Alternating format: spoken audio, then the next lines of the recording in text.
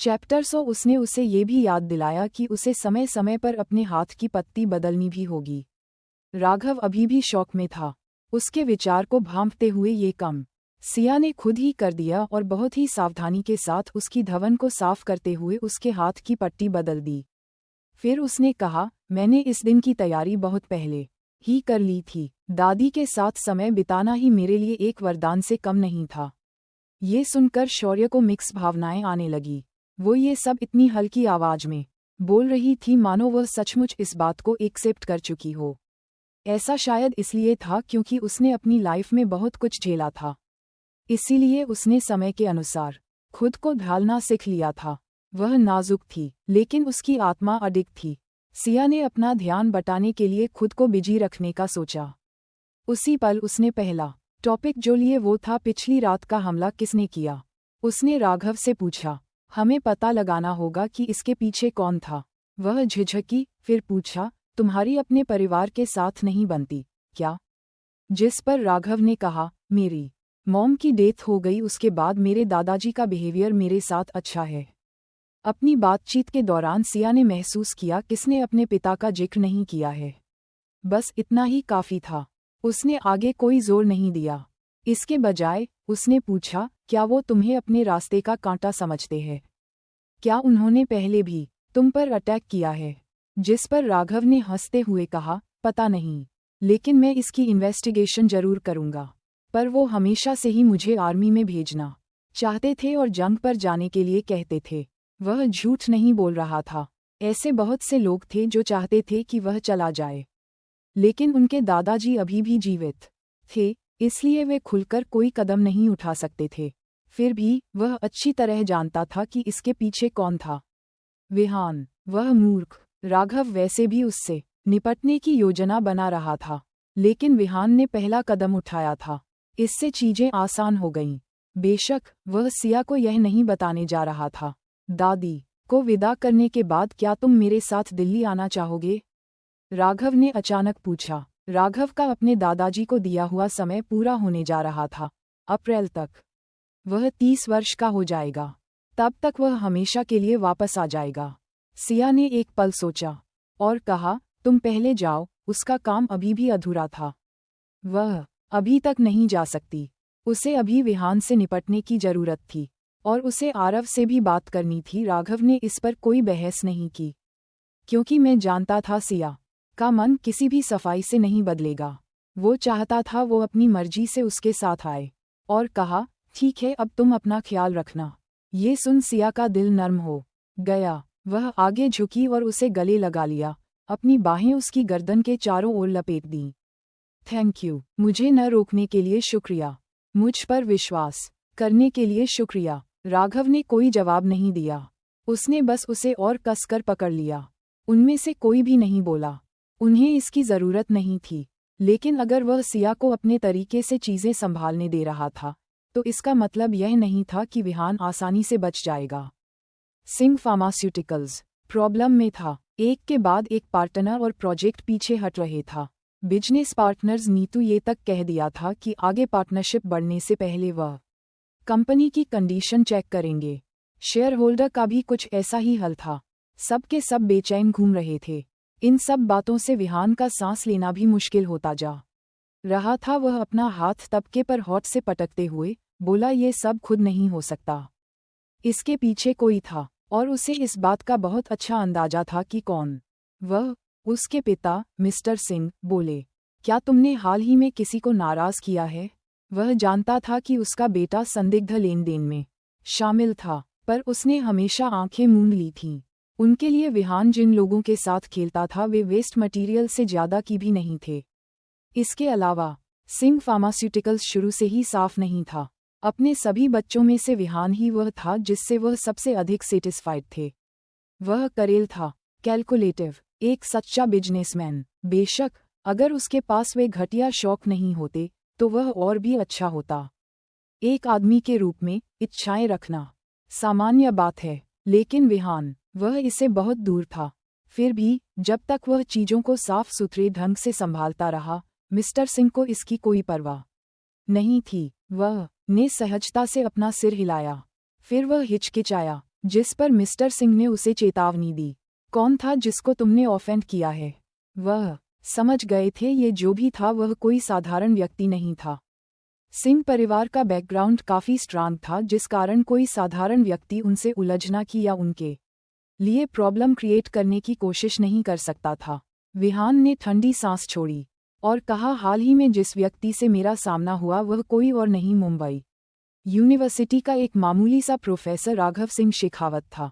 उसने झूठ न बोलते हुए अपने पिता को सब सच बता दिया, जिसमें उसने ये भी बताया कि उसने राघव को करने के लिए कुछ स्नाइपर को भी भेजा था, लेकिन बेस सब फेल हो गए और अगले दिन हॉस्पिटल में बहुत बुरी अवस्था में पाए गए।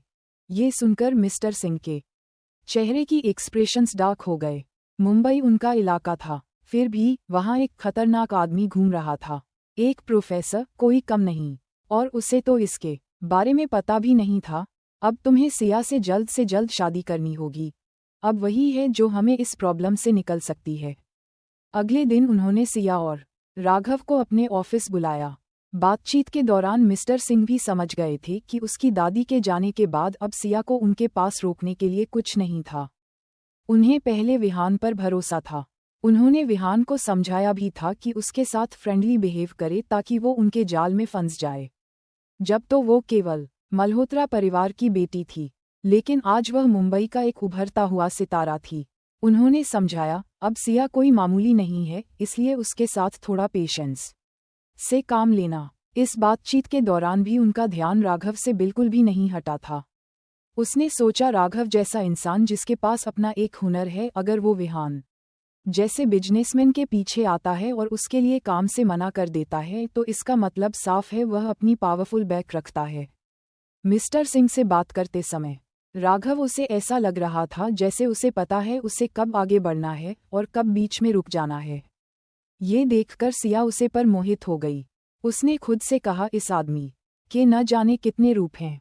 उसे तो ये भी एहसास नहीं था कि वह घूर रही है, लेकिन विहान को पता था। उसकी एक्सप्रेशन डार्क हो गए। सिगरेट पर उसकी पकड़ मजबूत होती गई। अब तक उसे पता चल चुका था कि उसके साथ धोखा हुआ है। सिया ने उसे अपने साथ बांध रखा था। वह वास्तव में उसमें इंटरेस्ट लेने लगा था, इतना कि उसे जीतने के लिए उसने बहुत कोशिश भी की। इस पल विहान को इतना गुस्सा आ रहा था कि वह गुस्से में हंस पड़ा। सिया ने उसकी तीखी निगाहों को भांपते हुए मेज के नीचे राघव का हाथ सहजता से दबा दिया। फिर वह खड़ी हो गई और बोली, I want to use restroom. ये कहकर वो चली गई। वही विहान के भी उसके पीछे जाने लगा।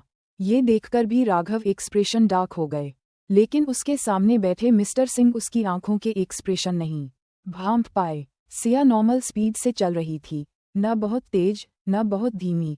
उसे विहान के अपने पीछे आने की उम्मीद थी। वह अभी कुछ ही कदम चली थी कि एक हाथ ने उसकी कलाई पकड़ ली और उसे एक खाली प्राइवेट रूम में ले जाया गया। विहान की पकड़ मजबूत थी, उसका जबड़ा भींचा हुआ था। तुमने मेरे साथ धोखा किया, उसने दांत पीसते हुए कहा। सिया ने अपना हाथ झटक कर खुद को फ्री कर लिया और कहा, मुझे जाने दो। इस कंडीशन में भी उसकी आंखों में डर का कोई निशान नहीं था, केवल नफरत। वह जानती थी कि विहान किस तरह का आदमी है, और वह जानती थी कि उसे इस तरह का विरोध पसंद है। बिल्कुल उसी समय विहान का गुस्सा थोड़ा शांत हो गया। उसने एक पल के लिए उसे देखा, फिर उसे छोड़ दिया, पीछे हट गया। सिया, उसने धीरे से कहा, मैं खुश नहीं हूँ। वह उसे धक्का देकर आगे निकल गई। आवाज नीरस थी। मैं क्यों ध्यान दूं? विहान अविश्वास में हंसा। वह पहले कभी किसी ऐसे आदमी से नहीं मिला था जो उससे इस तरह बात करने की हिम्मत रखता हो। उसकी मुस्कान तीखी हो गई। तुम्हें उसकी इतनी परवाह है? उसकी आवाज़ और भी ज्यादा डरावनी हो गई। तो शायद मुझे उसे मार ही डालना चाहिए। उद्धरण चिन्ह। जैसे ही ये शब्द उसके मुंह से निकले, सिया की निगाहें बर्फ की तरह ठंडी हो गईं। वाह, को लगा कि वह गुस्सा होने वाली है, लेकिन इसके बजाय वह शांति से बोली, मुझे अब भी उसमें इंटरेस्ट है। उसने सहज स्वर में कहा, अगर तुमने उसे छुआ भी तो मैं तुम्हें पछताने पर मजबूर कर दूंगी। इस पर विहान चुप हो गया। फिर अजीब तरह से उसने सिया के एंगल से इस पर सोचा। वह भी नहीं चाहता था कि सिया को कोई छुए जब तक कि वह उसमें इंटरेस्टेड हो। और अभी राघव उसके लिए वही था। वो ठीक था, अभी के लिए। विहान ने एक गहरी सांस ली और पूछा, ये कब तक चलेगा? सिया ने उसे आलस भरी नज़र से देखा। पता नहीं। विहान ने धीरे से सांस छोड़ी। मुझे ज्यादा इंतजार मत करवाओ सिया, उसने कहा, आवाज़ धीमी लेकिन चेतावनी भरी थी। मैं वादा नहीं कर सकता कि मैं कब तक उसके साथ अच्छा बिहेव करूंगा। उसने बिना हिचकिचाए उसकी आंखों से आंखें मिलाईं और कहा, अगर तुम्हें पागलों जैसी हरकतें करनी है तो बेशक करो, पर मुझसे दूर रहो। विहान को हमेशा से उसकी तीखी जुबान पसंद थी, शायद इसलिए कि किसी और ने उससे इस तरह बात करने की हिम्मत नहीं की। वो उसकी जितनी ज्यादा इंसल्ट करती, उतना ही ज्यादा वह खुश होता। यह मुड़ गया था। शायद ये भी मैसोकिस्टिक है, लेकिन उसे इसमें मजा आ रहा था। सिया, वह उसके पास पहुंचा, लेकिन उसने उसका हाथ झटक दिया। बिजनेस की बात करो या दफा हो जाओ। विहान अपना सिर झुकाते हुए मुस्कुराया। क्या तुमने सोचा है जो मैंने प्रोपोजल दिया था उस बारे में? सिया ने कोई जवाब नहीं दिया। विहान थोड़ा सा झुक गया। वो तुम्हें ये पसंद है ना? वह धीरे से बोला, क्या तुम्हें सच में लगता है कि तुम्हारे प्यारे मिस्टर राघव तुम्हें वो सब कुछ दे सकते हैं जो तुम चाहती हो? सिया, मैं तुम्हें वो चीज़ें दे सकता हूँ जो वो कभी नहीं देंगे। और मुझे पता है कि ये बिल्कुल वही है जो तुम चाहती हो। सिया ने उसे बोलने दिया। फिर कुछ देर रुकने के बाद उसने कहा, उसे कुछ भी पता नहीं चलेगा। ट्रस्ट मी, विहान मुस्कुराते हुए बोला। फिर उसने अपनी आवाज़ धीमी कर ली, मानो कोई रहस्य बता रहा हो। ये सिर्फ हम दोनों के बीच की बात होगी। उद्धरण चिन्ह। वह और करीब आया, उसके होंठ मुश्किल से उसके गालों को छू रहे थे। इस पर सिया ने उसे पीछे धकेल दिया। उसकी आंखें तेज थीं। उसने मुस्कुराते हुए कहा, मिस्टर विहान, सारी तो से बुट, आई नीड माई प्राइवेसी। ये कहकर सिया वहां से चली गई।